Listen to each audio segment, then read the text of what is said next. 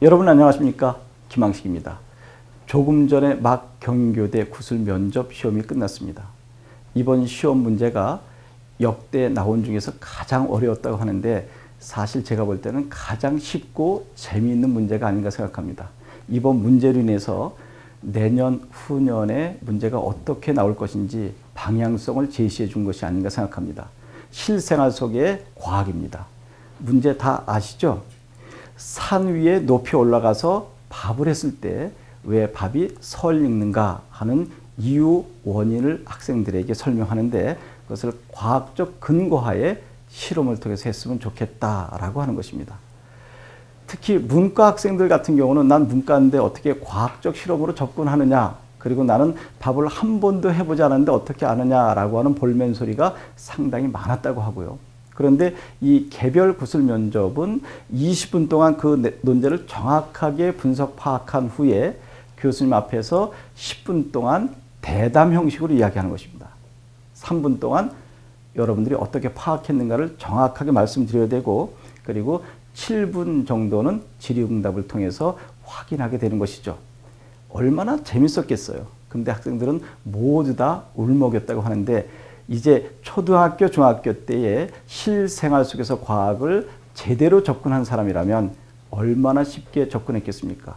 그러면 실험은 대체로 귀납적 추론에 접근이 되겠죠. 실험 관찰을 통해서 하나하나 살펴본 후에 마지막 가설을 만들어내는 것인데, 그러면 여러분들이 초등학교, 중학교 때 배웠었던 것을 저하고 함께 생각해 보시죠. 저는 국어 선생인데도 불구하고 과거에 배웠던 것이 조금 생각이 나서 바로 촬영을 하게 된 것입니다.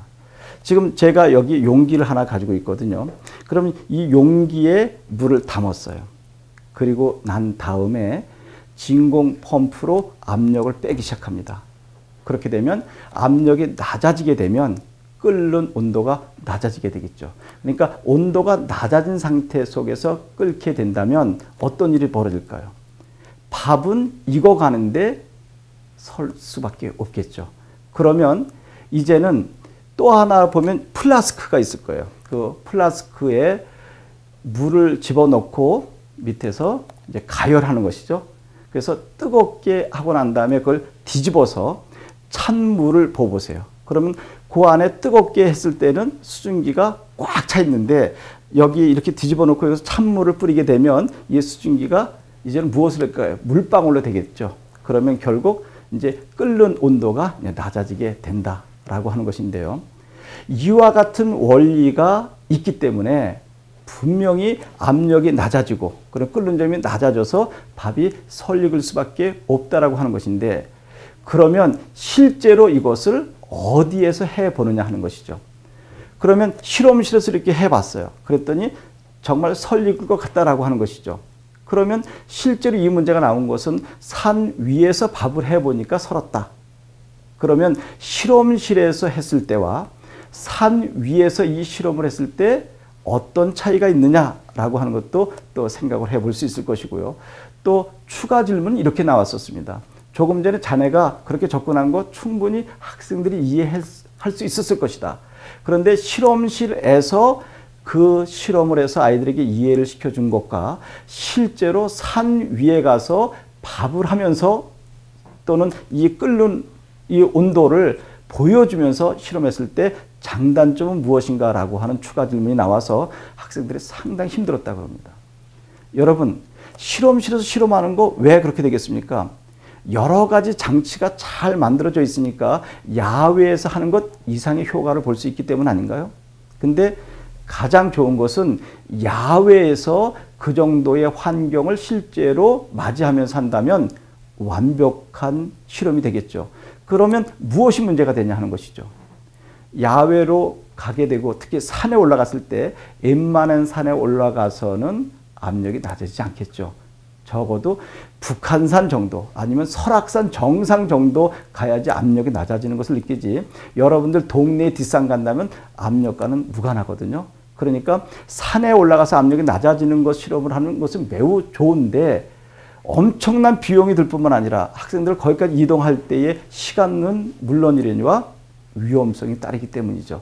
그래서 모든 장비가 잘 갖춰져 있고 그곳 이상의 실험을 할 수 있는 실험실을 쓸 수밖에 없었다라고 말씀을 드린다면 좋은 답안이 되지 않을까요? 여러분, 이렇게 초등학교, 중학교 과정에서 다루는 것, 그리고 실제로 우리 주방에서 벌어지는 일을 실생활 속에서 과학으로 접근하는 문제가 우리 경인교육대학교에서 최초로 나오게 된 것입니다. 과학의 실생활학, 매우 매력적이지 않나요? 그러니까 우리가 먼 곳에서만 무엇을 찾으려고 했는데 우리 주변 일상생활 속에서 과학을 생활하는 것, 이것이 올해 구술 면접의 트렌드가 아닌가 생각합니다. 여러분, 이제 정시도 남아 있습니다. 그리고 또 내년을 준비하는 2학년 학생들이 있을 것입니다. 방향성을 충분히 경인교대에서 제시하지 않았나 생각합니다. 여러분, 우리 주변에 있는 작은 것을 섬세하게 바라볼 때 모든 해답은 나온다 하는 것 명심하시고 겸허하게 합격을 기다리시기 바랍니다. 고맙습니다. 여러분 안녕하십니까? 김항식입니다. 조금 전에 막 경인교육대학교 구술 면접 시험이 끝났습니다.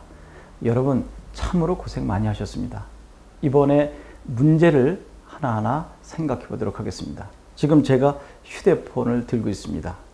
요즘 학생들 휴대폰 들고 있지 않은 학생이 거의 없을 것입니다. 휴대폰은 필수품이 되어버렸죠. 바로 이것이 이번에 출제되었습니다. 학교에 학생들이 휴대폰을 가져갔을 때 담임 선생님께서 아침에 수거하고 학교 끝나고 학생들이 돌아갈 때 되돌려주는 방법을 취하고 있습니다.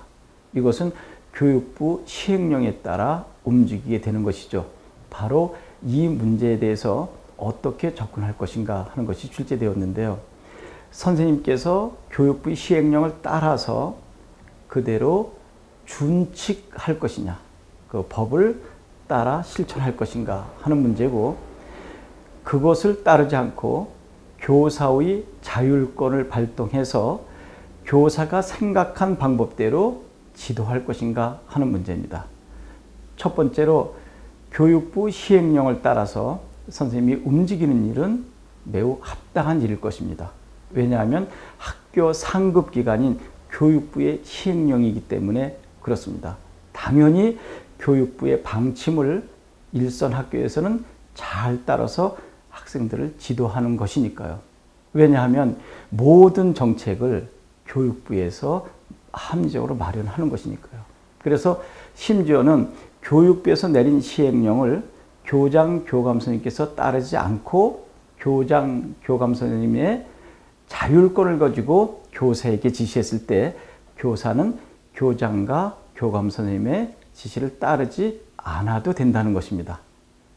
여러분, 이 부분은 매우 중요한 것이거든요. 그러니까 교육부에서 학생들의 휴대폰을 아침에 수거해서 학교 끝난 후에 되돌려 주세요라고 한다면 반드시 따라야 되는 것입니다. 그래야 교육이 제대로 서는 것이죠. 그러면 선생님도 학생들에게 분명히 합당한 근거를 댈 수 있는 것이죠. 선생님, 왜 휴대폰을 저희가 내야 됩니까? 라고 했을 때 이것은 내가 또는 학교에서 결정한 것이 아니고 교육부에서 가장 합리적인 안을 마련해서 그렇게 지도하라고 하는 준칙을 우리는 따르고 있는 것이니 우리도 그 법을 잘 따르고 너희도 거기에 응하면 되는 것이다 라고 합당한 이유를 대면 되는 것입니다.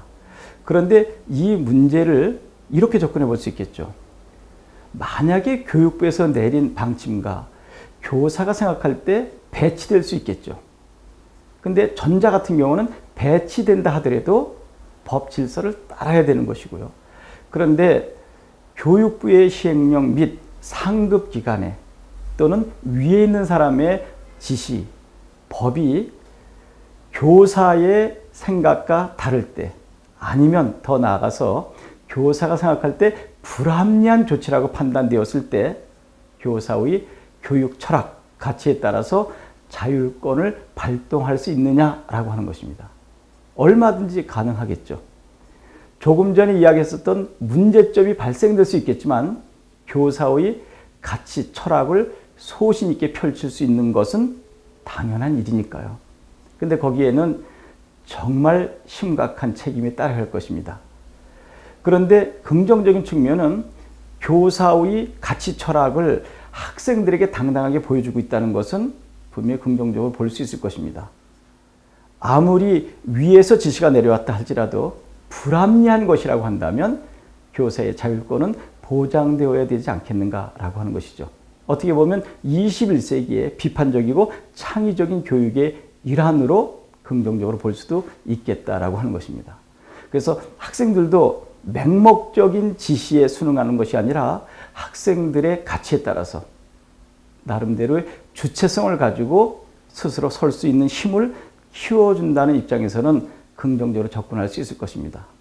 그런데 여기에 부정적인 입장에서 또는 비판적인 입장에서 반론이 제기된다고 한다면 이 문제는 어떻게 답변하겠습니까? 위에서 지시한 것을 나의 소신과 가치대로 다시 재해석해서 따르지 않고 내 임의대로 행동한다고 한다면 만약에 교사의 가치 철학을 학생들에게 지시했을 때 학생들이 판단해 볼 때 선생님의 가치와 우리 학생들의 가치가 상반됐을 때 배치됐을 때 우리도 따르지 않을 수 있다라고 한다면 모든 법 질서 체계는 무너지지 않을까요? 이제 바로 그 부분이 교사의 소신과 철학대로 교육했을 때 문제점으로 부각되는 가장 중요한 반론으로 제기되는 것일 것입니다. 여러분 어떻게 답변하시겠습니까? 나름대로의 가치와 철학을 펼칠 수 있다. 자율권을 발동시켜서 소신대로 교육할 수 있다. 긍정적으로 보았는데 당신이 그렇게 했던 것처럼 자네의 지시를 받는 학생들이 역시 반론을 제기하고 따르지 않는다면 어떻게 할 것인가 하는 문제도 상정해서 접근해야 할 것입니다. 이번의 주제는 매우 좋은 것이라고 생각합니다. 우리 주변에서 벌어지는 문제를 심층적으로 다각도로 접근할 수 있는 문제, 이것은 경인교대 문제의 자존심이 아닐까 생각합니다. 여러분 두 개의 안 충분히 생각해 보셨습니까? 교육부의 지시에 따라서 즉 법적 질서를 잘 준수하는 교사의 모습, 아니면 설령 그렇다 하더라도 그것이 교사의 가치 철학과 또 가치관, 사고체계와 배치되었을 때, 더 나아가서 교사가 생각했을 때 불합리하다고 생각되었을 때 교사의 자율권을 발동해서 교사의 의지대로, 철학대로 학생들을 교육할 수 있는 것인가 하는 것을 다시 한번 생각해 보고 접근해 보시기 바랍니다.